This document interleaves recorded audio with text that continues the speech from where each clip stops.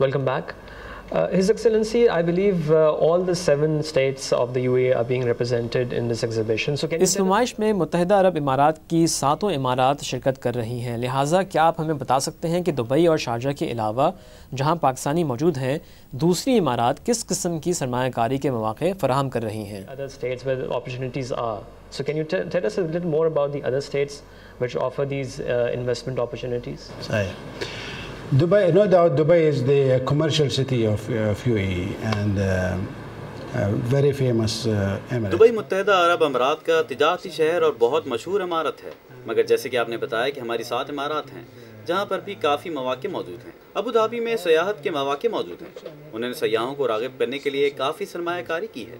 इसके अलावा शारजा, अजमान, रैसुल खैमा और अल फुजैरा समेत तमाम इमारात में कुछ न कुछ खुसूसियात हैं जो कारोबारी हजरात को इनकी तरफ राग़िब करती हैं। लिहाजा हमने इस नुमाइश का नाम मैग्निफिसेंट 7 रखा है। So that's why we made it seven magnificent 7. Along with this exhibition, there will be seminars. इस नुमाइश के साथ साथ सेमिनार्स भी होंगे, तो क्या वहाँ तिजारत पर भी बातचीत होगी? Investment opportunities will be discussed in those seminars. Yes, of course. This is the seminar about, we want to. जी हाँ, बिल्कुल। हम लोगों को बताना चाहते हैं कि पाकिस्तान और मुत्तहिदा अरब अमारात के दरमियान तिजारती ताल्लुकात कैसे हैं और दोनों ममालिक में क्या मौक़े मौजूद हैं। And to highlight the opportunities in both countries.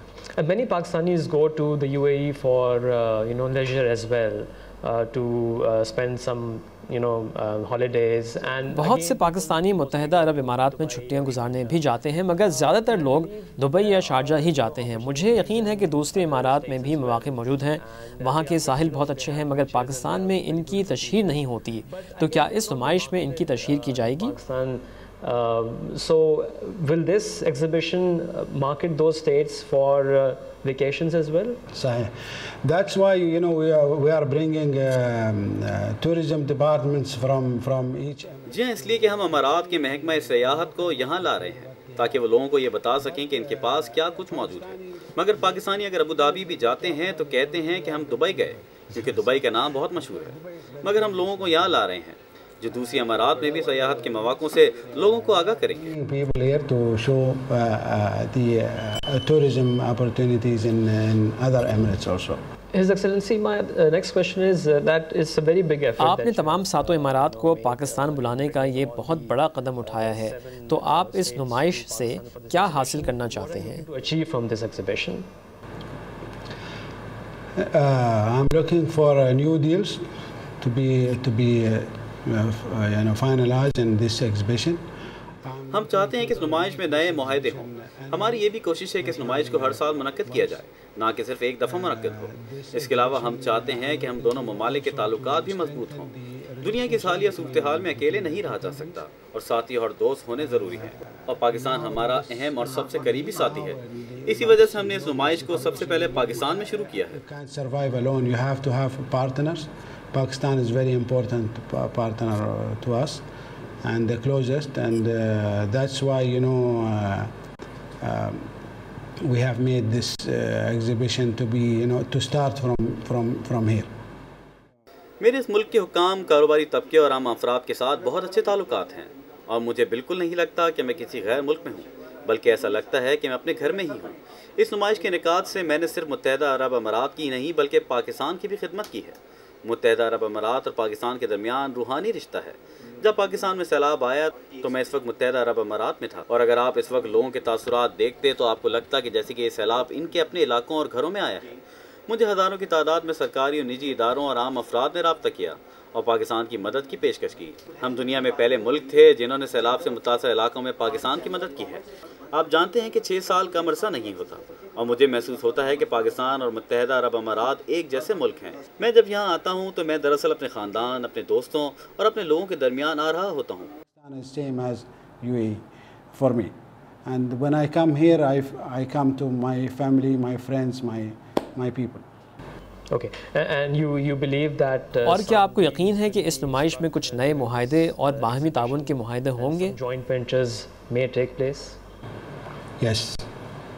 जी हाँ, मुझे यकीन है और उम्मीद है। हम इस सिलसिले में काम कर रहे हैं, लिहाजा देखते हैं कि नुमाइश में क्या होता है। Will happen. Okay, and we know that हमें मालूम है और जैसा कि आपने भी बताया कि मुत्तहिदा अरब इमारात के सरमायाकार पाकिस्तान में ज़राअत के शोबे में सरमायाकारी में दिलचस्पी रखते हैं, तो क्या आपको उम्मीद है कि इस शोबे में भी कोई मुआहदा हो सकता है? on that side? I will not specify. मैं कोई मखसूस शोबे का नहीं बता सकता, लेकिन बैंकिंग मवासलात के शोबे भी मौजूद हैं और ज़राअत पर काम के लिए कुछ कंपनियां शिरकत करेंगी। To fix deals and few companies are coming. आपका बहुत शुक्रिया। बहुत शुक्रिया शुजाअत। I wish I see you inshallah next time. Thank you. Karachi में मुत्तहिदा अरब इमारात के कौंसल जनरल सुहेल बिन मतर अल कतबी का इंटरव्यू आपने देखा, जिनसे हमने मैग्निफिसेंट 7 नुमाइश के बारे में बात की। एक दफ़ा फिर आपको बताते चलें कि ये नुमाइश अगले हफ्ते यानी कि 30 नवंबर से 2 दिसंबर तक कराची एक्सपो सेंटर में हो रही है। आगे बढ़ते हैं और कुछ बात करते हैं PIB ऑक्शन की।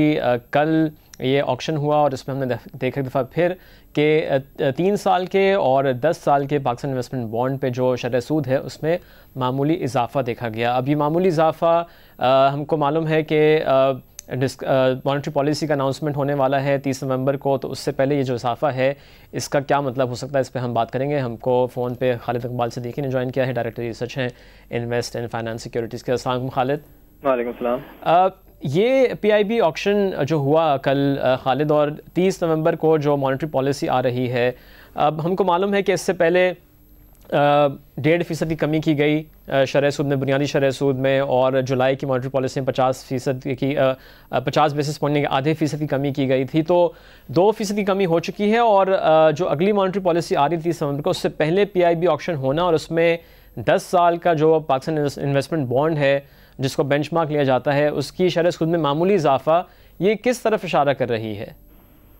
हाँ, बेसिकली देखें इसकी चंद वजूहात हैं। इसकी वजह एक तो ये है कि हमने देखा है कि पिछले चंद दिनों में इंटरबैंक मार्केट जो है वो थोड़ी टाइट रही है, और इसमें आप कह लें कि लिक्विडिटी का थोड़ा सा एक छोटा सा मामूली सा क्रंच रहा है, और उस वजह से भी थोड़ा सा बैंक्स जो हैं वो बिड करने में अग्रेसिवली इतना नहीं गए।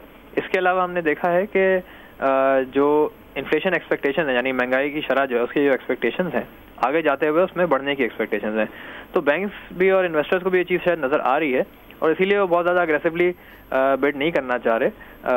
और लेकिन अगर देखना ये है कि स्टेट बैंक ने जो रिसेंटली, ऐसा आपने खुद कहा कि पिछले 4 महीने के अंदर तकरीबन 2% से इंटरेस्ट रेट नीचे आ चुका है ऑलरेडी, और अगर आगे जाते हुए जो स्टेट बैंक की जो अग्रेसिव जो स्ट्रीक है अगर ये मेंटेन रहती है, अगर उसी अग्रेशन के साथ स्टेट बैंक आप कह लें कि इकोनॉमी को स्टिमुलस देने की कोशिश करता है, तो एक्सपेक्ट ये कर सकते हैं कि शायद एक मामूली सा 50 बेसिस पॉइंट यानी आधे फीसद का कट एक और हो जाए, जिसमें मेन वजह ये होगी उस कट की कि इन्फ्लेशन का नंबर यानी महंगाई की शरह अभी भी 11% या उससे नीचे एक्सपेक्टेड है नवंबर के महीने की।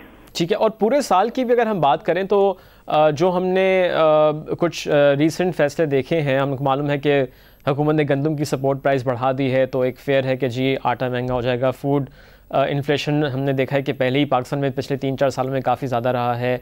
इसके अलावा अभी तेल की कीमतें इंटरनेशनल मार्केट में ऊपर हैं, और आगे जाके अगर इस माली साल में कुछ बिजली के नर्ख में इजाफा किया जाता है, तो इन सबको तो पहले से भी स्टेट बैंक ने कहा है। खैर वीट सपोर्ट प्राइस का ज़ाहिर है हम इसको निकाल देते हैं, ये अभी नया फैसला हुआ है, लेकिन जहाँ तक बात है बिजली के नर्ख में इजाफे की और इंटरनेशनल ऑयल प्राइसेस, किसी हद तक इसको देखते हुए भी स्टेट बैंक ने जो इन्फ्लेशन का टारगेट रखा है तकरीबन 12%, आप समझते हैं उससे ज़्यादा इस माली साल में महंगाई की शरह आ सकती है?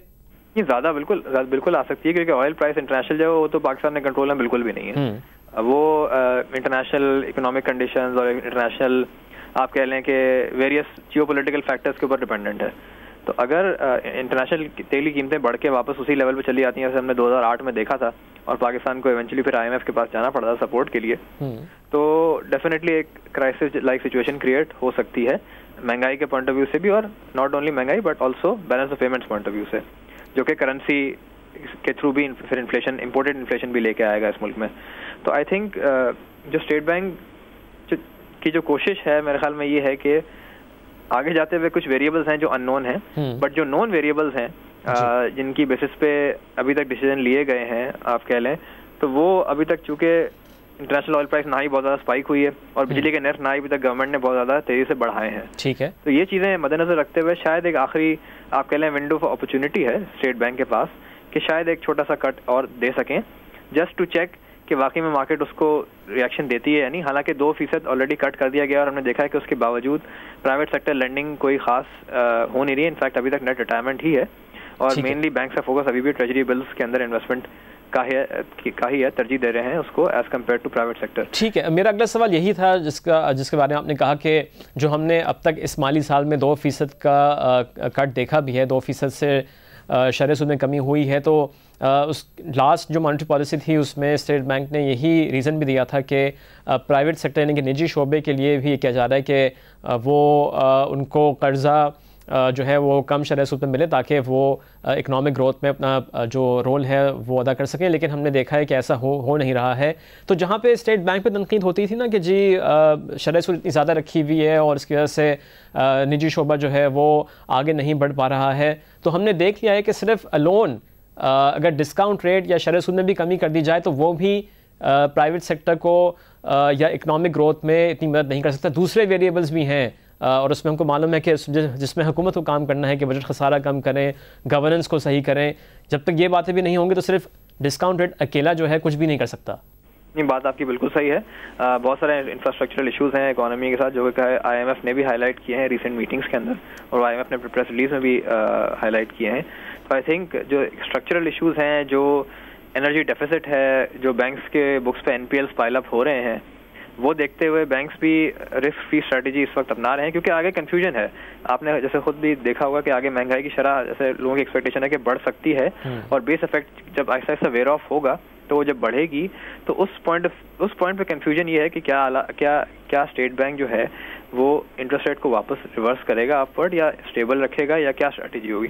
आई थिंक इस कंफ्यूजन की बिना पर लोग थोड़े से अभी मोहतात अंदाज में सिर्फ जो है वो ट्रेजरी साइड पे ज़्यादा फोकस कर रहे हैं, ना सिर्फ ये कि लैंडिंग पे इतना फोकस इसलिए नहीं है कि अगर आगे जाते हुए इंटरेस्ट रेट्स बढ़ते हुए नजर आ रहे हैं तो वंस अगेन एक NPL क्रिएशन की एक वेव शुरू हो सकती है।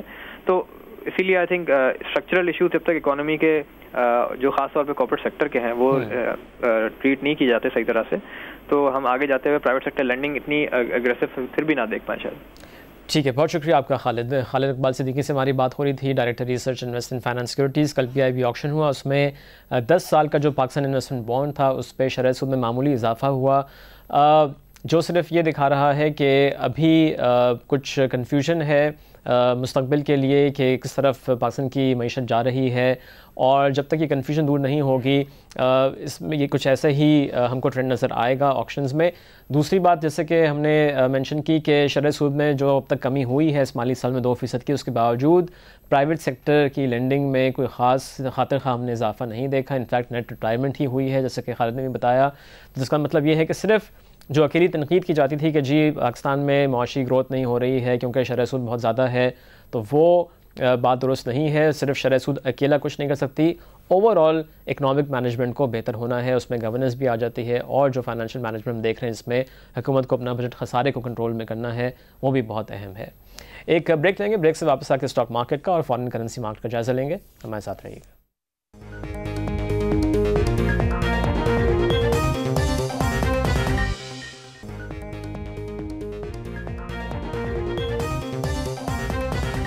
प्रोग्राम में दोबारा खुश आमदीद। अब हम जायज़ा लेंगे स्टॉक मार्केट का और बात करेंगे अपने नुमाइंदे तलकीन ज़ुबैरी से। हमें फ़ोन पे ज्वाइन कर रहे हैं। अस्सलाम वालेकुम तलकीन। वालेकुम सलाम शुजा जी। तलकीन बताइए कि आज मार्केट की क्या सूरत हाल है? सुबह तो हमने कुछ मंदी देखी थी, उसके बाद मार्केट में रिकवरी हमको नज़र आई, इस वक्त क्या सूरत हाल है? शुजा बिल्कुल अगर देखा जाए तो मार्केट का आगाज मनफी हुआ था, मगर थोड़ा सा एनर्जी स्टॉक में खरीदारी ने बाजार को सहारा दिया है और खासतौर पर वो इस स्टॉक जिनका जो है वेटेज बहुत ज्यादा है इंडेक्स में, CPL वगैरह ने, इसकी वजह से इस वक्त 117 पॉइंट इंडेक्स जो है वो प्लस है, 11,750 के ऊपर मौजूद है। तकरीबन 3.5 करोड़ शेयर का मार्केट में काम हो चुका है। बैंक अल्फला मार्केट को लीड कर रहा है, जबकि OGDPL की शेयर प्राइस में तकरीबन 2.5 रुपए का इजाफा है, 11 लाख शेयर का इसमें काम हो चुका है।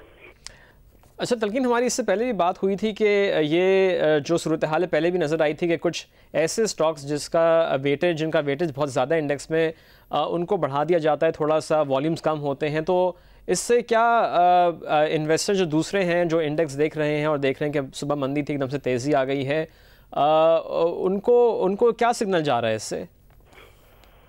सिग्नल तो शुजा कोई अच्छे नहीं जा रहे उनको, क्योंकि उनको भी पता है कि मार्केट में जब वॉल्यूम अच्छे नहीं है तो फिर जाहिर है वो मार्केट में नई पोजीशन देने से गुरेज कर रहे हैं।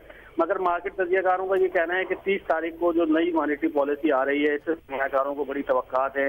ब्रोकरेज हाउसेस की भी रिपोर्टें ये आई हैं कि आधे % तक जो है स्टेट बैंक डिस्काउंट रेट कम कर सकता है। अगर ये स्टेट बैंक कर देता है तो फिर थोड़ा सा बाजार को यहाँ पे वक्ती तौर पर सहारा मिल सकता है और बाजार में थोड़े से वॉल्यूम भी जनरेट हो सकते हैं।